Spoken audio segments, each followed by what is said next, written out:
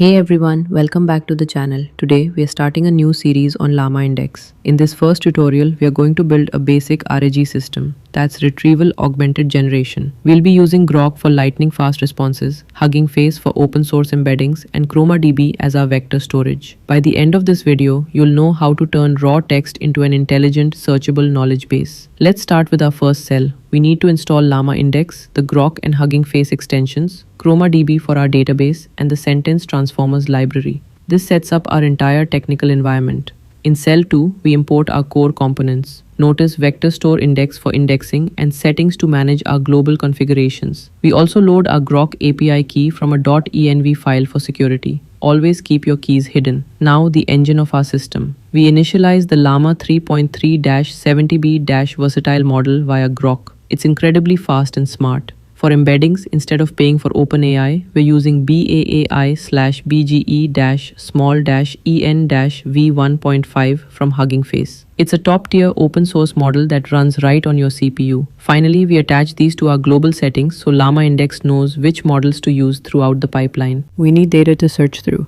In this example, we're creating 5 sample documents manually. They cover AI, LLMs, vector databases, RAG, and embeddings.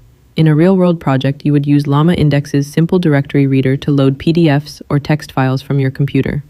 Next, we need a place to store our numerical vectors.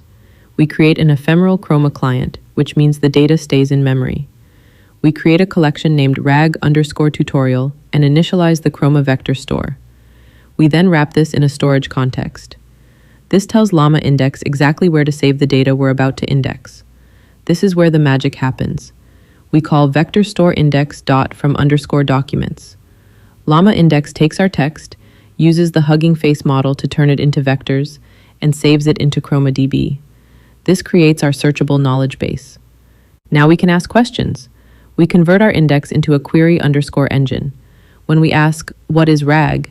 the system finds the most relevant text chunks from Chroma and sends them to the Groq LLM to generate a perfect answer.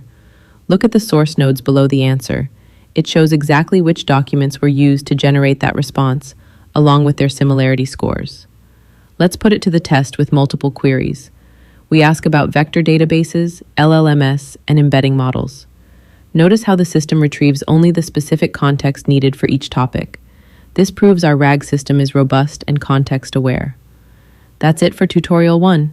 You've successfully built an end-to-end RAG system.